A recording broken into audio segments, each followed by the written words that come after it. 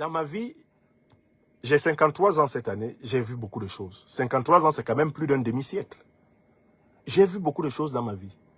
Je ne savais pas qu'un jour en France, j'allais voir un journal se consacrer à produire toute une bande dessinée pour promouvoir un chef.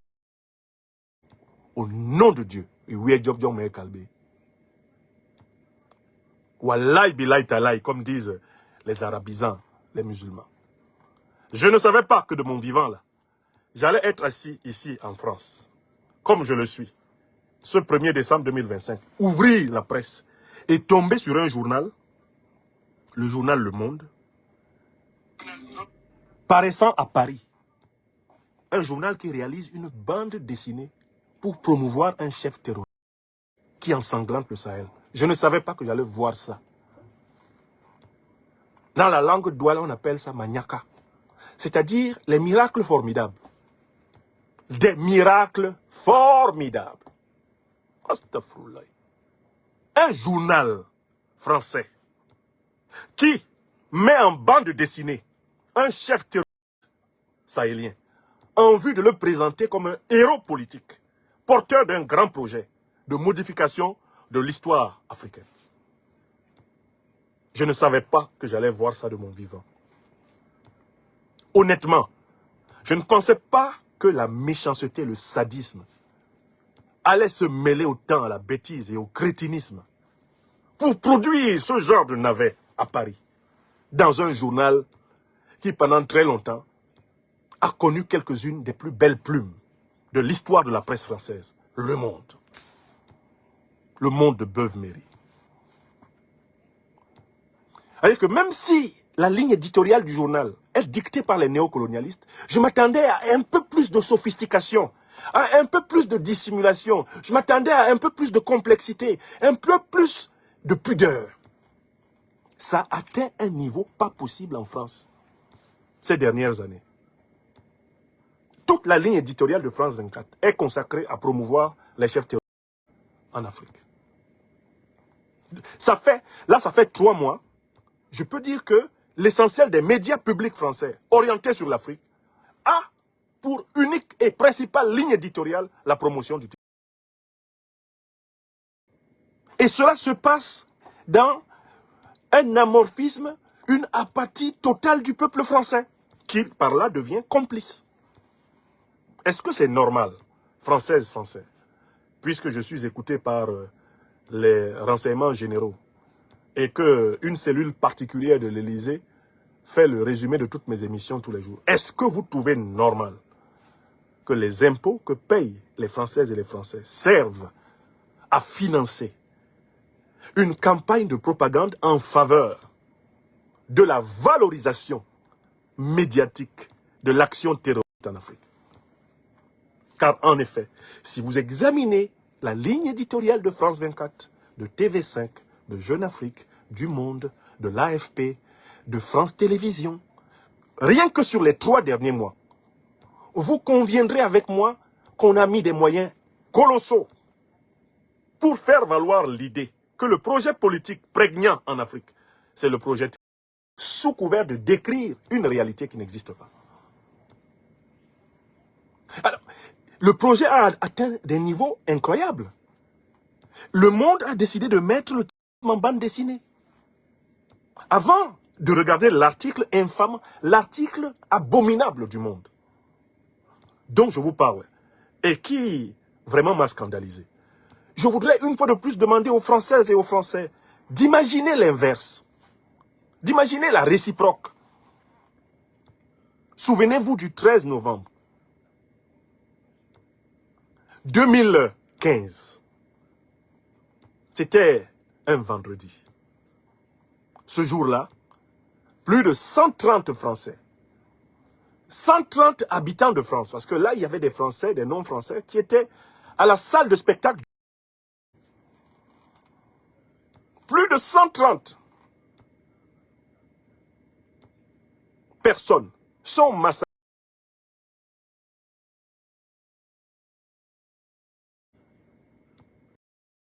à Paris.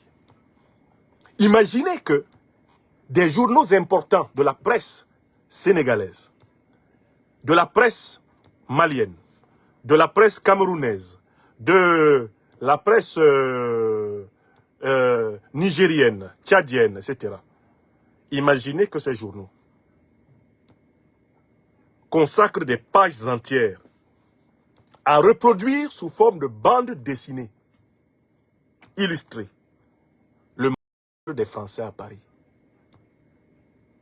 Imaginez que Sidouaya, le quotidien national du Burkina Faso, que l'Essor, le quotidien national du Mali, que le Sahel, la voix du Sahel, Télé Sahel au Niger. Imaginez que Cameroun Tribune au Cameroun. Et citez-moi les principaux journaux de vos pays, mes chers frères et sœurs africains. Imaginez que le Soleil de Dakar, la presse officielle sénégalaise par exemple, imaginez que tous ces gens-là publient sous forme de bande dessinée le des Français le 13 novembre à Paris. Quelle serait la réaction du peuple français? Quelle serait la réaction des autorités françaises si les grands journaux africains assuraient la propagande et la promotion de ceux qui les Français? Françaises, Français, mes chers compatriotes adoptifs, ne seriez-vous pas choqués? Ne seriez-vous pas blessés que les grands journaux africains fassent leur chou gras du massacre des nôtres, ici? Imaginez que ce soit le dada des grands journaux africains de reproduire l'écran des citoyens français à la promenade de Nice par les journalistes. Imaginez qu'on prenne plaisir à montrer et à valoriser les chefs de la France, qu'on leur accorde la une de plusieurs journaux africains.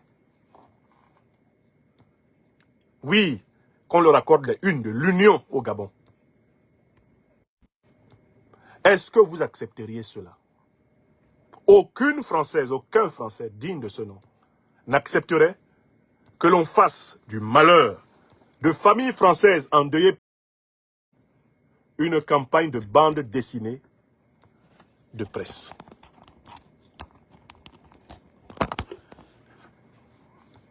Et vous savez que l'un des plus grands drames qui a eu lieu en France contre la presse française, la fameuse affaire Charlie, elle est venue du fait que des journalistes de Charlie voulaient tourner en dérision le fanatisme des terroristes. L'un des plus grands drames qui a frappé la presse française, l'assassinat crapuleux, macabre des journalistes de Charlie, il est venu du fait que ces journalistes avaient publié des unes ayant pour but de tourner en dérision, eh bien, la religion fanatique des terroristes. Vous vous en souvenez ou pas? Imaginez-vous que la presse africaine s'amuse à louer ceux qui ont massacré les journalistes de Charlie.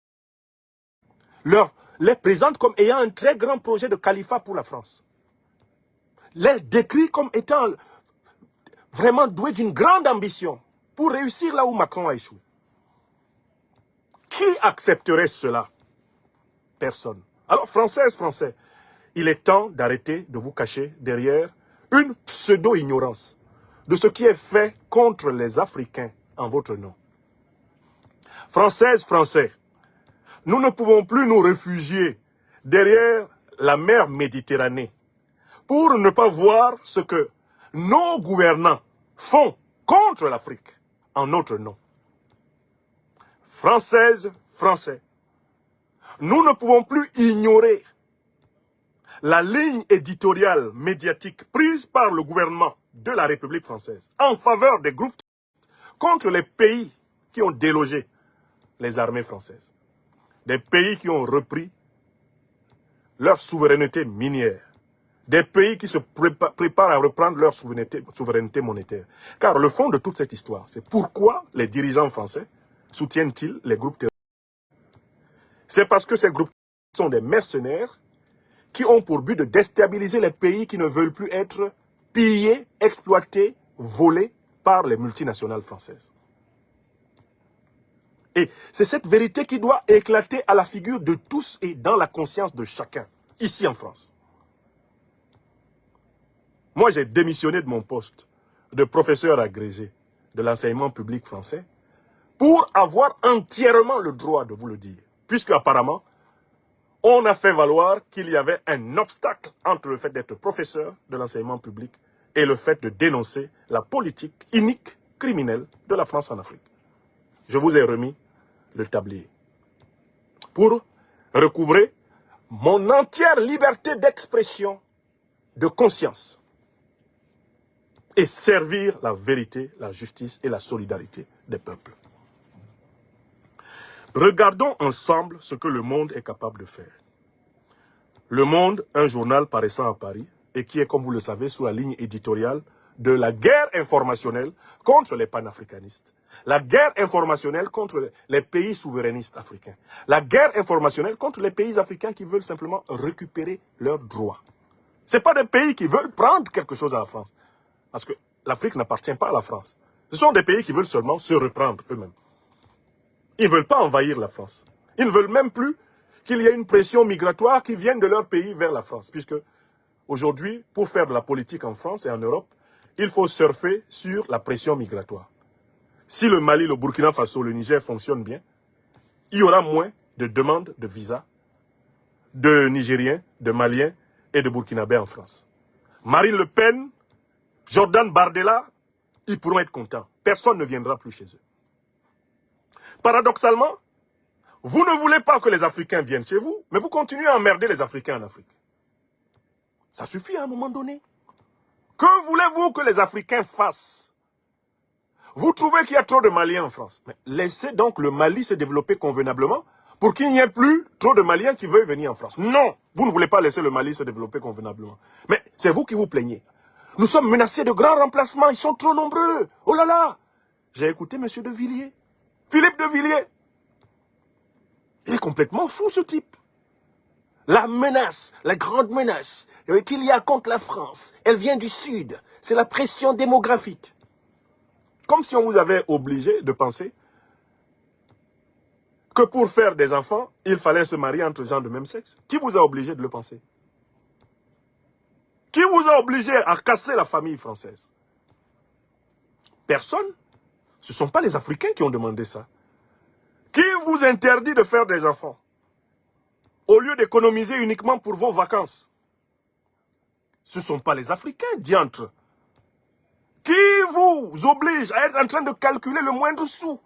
Vous êtes en train de calculer le moindre sou, de savoir ce que vous allez dépenser en 2033.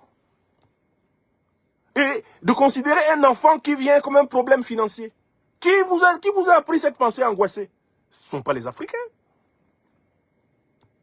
De Villiers qui ose dire, notre problème, ah bon, il n'est pas en Ukraine, il n'est pas en Ukraine. Notre problème, c'est la pression démographique qui vient du Sud. Et là, on ne résout. C'est pas possible. C'est rien que les Africains font les enfants, vous vous éternuez. Est-ce qu'ils font les enfants avec vos organes génitaux ou avec les leurs? L'Afrique est un continent sous-peuplé, messieurs. C'est un continent sous-peuplé.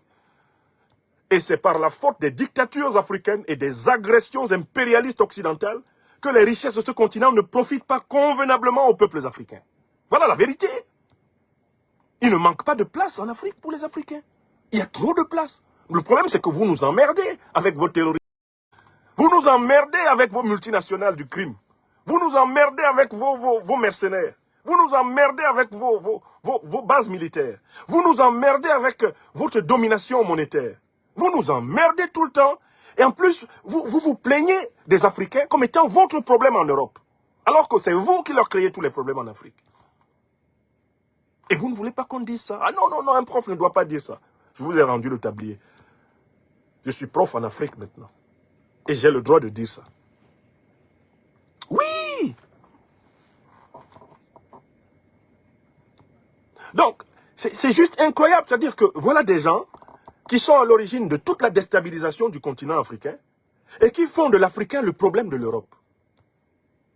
Alors que c'est à cause des problèmes qu'ils attisent en Afrique que la pression migratoire africaine augmente sur l'Europe. D'où viennent les migrants? Ils viennent des pays où vos multinationales volent l'uranium, volent l'or, volent le pétrole, volent le coltan, volent le manganèse, volent le lithium. C'est de là que viennent les migrants. Les pays dans lesquels, eh bien, on ne vole pas, sont des pays dont ne partent pas les vagues migratoires. Pourquoi vous vous plaignez pas énormément de migrants sud-africains? Pourquoi vous vous plaignez pas énormément de migrants namibiens? Mais parce qu'il y a une redistribution suffisante. Au moins de leur richesse chez eux. C'est pour ça qu'ils restent chez eux. La plupart des migrants, ce n'est pas les Sud-Africains, ce n'est pas les Namibiens. Tout pays qui commence à correctement fonctionner réduit la pression migratoire sauvage vers les pays étrangers. Par le simple fait qu'il fonctionne et qu'il est bien gouverné. Vous êtes les acteurs de la perturbation de la gouvernance africaine et vous êtes en même temps les plaignants. Vous semez la misère dans le sud et vous venez vous plaindre d'être envahi par les étrangers dans le nord. C'est de la haute sorcellerie. C'est de la haute sorcellerie. Et vous serez désenvoûtés. Vous serez désenvoûtés par le travail de démystification, de déconstruction. L'Afrique a repris la parole. Et qui reprend la parole, reprend le pouvoir. Car au commencement était la parole. Et la parole était avec Dieu. Et la parole était Dieu. Ainsi parle l'évangéliste dans son premier livre de votre Bible. Donc voilà, je fais ma revue de presse et je tombe sur le journal Le Monde. Le Monde. Et là, je vois de l'immonde dans Le Monde. Le Monde, il y a, si vous tapez sur Google, Le Monde, il y a de... Vous tombez carrément sur une bande dessinée entière. Vous tombez sur une bande dessinée entière qui est consacrée à l'homme. Voici ce dont je vous parle. On le présente avec une barbe blanche, un peu comme on représente parfois même Dieu, hein, enturbané de blanc, avec des lunettes, hein, d'intello, pour ainsi dire. Voilà ce que fait Le Monde. Voilà, avec la carte du Mali en perspective. Voilà, avec la carte du Mali en perspective. Et, sous couvert de nous informer, on fait une bande dessinée présentée comme un héros. Voilà les images de la bande dessinée. Là, voilà une image de cette bande dessinée. On le présente en réalité comme, je ne sais pas, les aventures de Tintin au Congo, ou bien Rahan, le fils des âges farouches, ou bien Black le Roc, ou Zembla, pour ceux qui ont connu les bandes dessinées les plus célèbres. On présente comme le Tarzan du Sahel. Hein? C'est un héros. Il a survécu à tout. Hein? On le montre comme ça. Et il y a plusieurs images. Il y a plusieurs images qui sont successivement présentées de... Mais qui est... C'est un chef étroitement lié à la DGSE française, selon de nombreux renseignements disponibles sur le net. Il vit en Algérie où il est protégé par les autorités algériennes en bonne intelligence avec la DGSE française. Ce monsieur a été donné plusieurs fois pour mort par la presse française, alors qu'il s'agissait de maquiller ses fuites. Il est protégé par les services secrets français. Et cela est documenté. Ce n'est pas la première fois qu'il soit reproché à la France d'être en intelligence avec IS, au service secret français d'être lié à lui. Ce n'est pas la première fois qu'il soit reproché à la France d'être celle qui utilise pour diviser, torturer le peuple malien. Mais qui donne à cet homme-là les drones? Qui lui donne de l'argent? Qui lui donne du renseignement aérien, satellitaire, pour attaquer l'armée malienne? Qui lui donne le gîte et le couvert? Ce sont les puissances de l'OTAN, et en particulier, il est étroitement lié selon le renseignement, selon la documentation. Alors ça, je peux aisément le démontrer. Vous faites la moindre enquête documentaire d'IAD.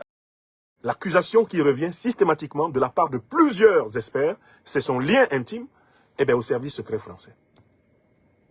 Cette accusation a été formulée par plusieurs dirigeants africains, notamment ceux de l'Alliance des États du Sahel.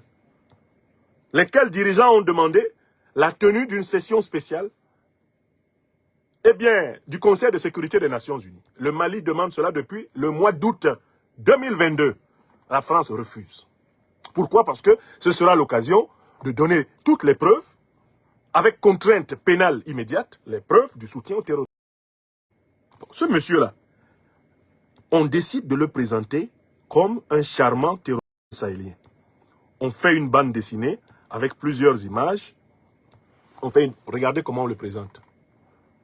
C'est une bande dessinée mobile avec plusieurs images. Hein?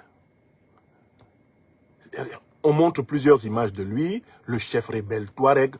On raconte son histoire comme une épopée en fait.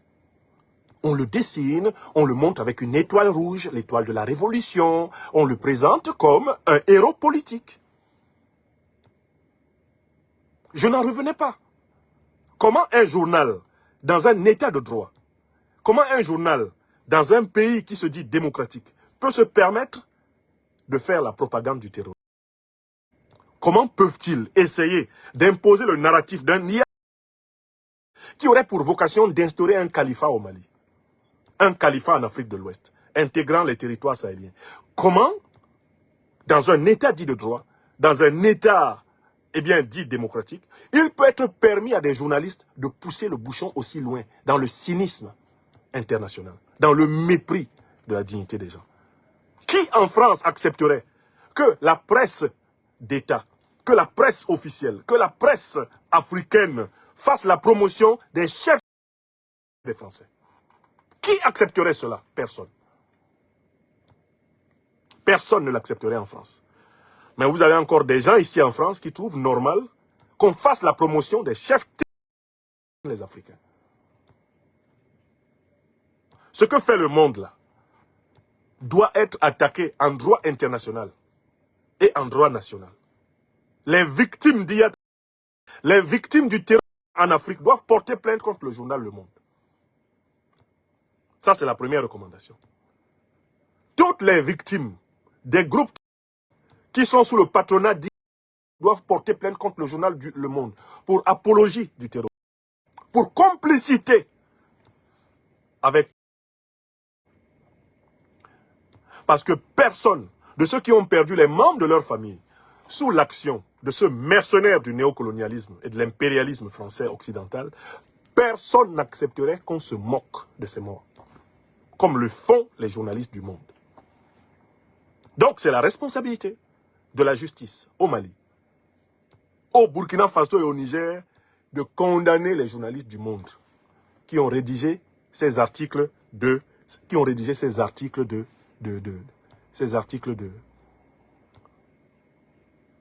propagande.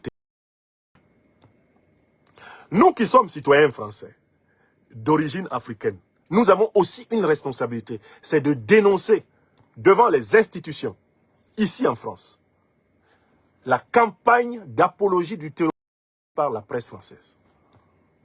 Nous devons lancer une pétition à l'adresse de l'Assemblée nationale française pour que cesse l'apologie du terrorisme en Afrique dans la presse française. Il faut qu'il y ait une loi prise par l'Assemblée nationale française contre l'apologie du terrorisme en Afrique dans la presse française. Nous, citoyens français d'origine africaine, devons signer massivement cette pétition et la déposer sur la table du Parlement français. Pétition pour une loi contre l'apologie du terrorisme dans la presse française. Apologie du terrorisme sur les peuples africains dans la presse française. Nous avons besoin d'une loi qui interdise cela. Et c'est cela, être citoyen français d'origine africaine. Il ne faut pas être en deçà de ça. Je vais rédiger la pétition, je la mettrai déjà sur le site en ligne. Eh bien, des pétitions de l'Assemblée nationale française. Venez signer. Il faut au moins que nous soyons 1 million de personnes qui ont signé. Pour obliger l'Assemblée nationale à examiner le projet de loi que nous proposerons. Une loi contre l'apologie du terrorisme dans la presse française. Cette loi doit être prise. Il faut qu'il soit dit à Jeune Afrique, au monde. Il faut qu'il soit dit à France 24, à RFI, que chaque fois qu'ils vont mettre en valeur les figures du terrorisme, eh bien, ils ont violé la loi. Il faut que les avocats regardent les dispositions du droit français qui permettent de poursuivre ces gens au nom des victimes du terrorisme, ici en France. L'Institut de l'Afrique des libertés va s'adresser au collectif des avocats de l'Institut de l'Afrique des libertés pour qu'il soit examiné dans quelles conditions une action doit être menée d'ores et déjà contre ces organes de presse devant les tribunaux français. C'est trop facile. C'est trop facile de vouloir présenter IA comme le chevalier du désert, le Tarzan du Sahel, de vouloir le présenter comme une espèce de Che Guevara en turban. C'est trop facile, vous vous moquez des Africains. Vous vous moquez des Africains qui meurent. Vous vous moquez des Africains qui laissent leur vie. Ça ne peut pas continuer. On ne peut pas continuer à se moquer des Africains qui meurent sous les coups des... Si cela continue ici en France, c'est parce que nous, Africains de France, ne prenons pas des mesures énergiques pour faire entendre notre voix dans les institutions de France. Il faut les prendre. Il faut prendre des initiatives. Il faut que les députés, les sénateurs, les membres du gouvernement français sachent que les Africains de France protestent énergiquement contre la promotion du terrorisme anti-africain dans la presse française, dans les médias français. C'est par cette idée que je voulais conclure la présente conférence. Je m'engage à rédiger. C'est une énième pétition, mais il faut que de votre côté, vous m'aidiez à la faire monter à au moins 1 million de signatures. Je dis bien, à partir de 100 000, ça devient intéressant sur le site de l'Assemblée nationale. Pour tous ceux qui sont résidents en France ou en Europe, ou qui sont citoyens français. Pour signer, il suffit d'avoir un statut de résident, quelqu'un qui paye ses impôts en France, ou une identité européenne. Dès lors que vous avez ce statut de résident, ou que vous avez une identité, une nationalité européenne, vous pouvez signer la pétition que je vais proposer.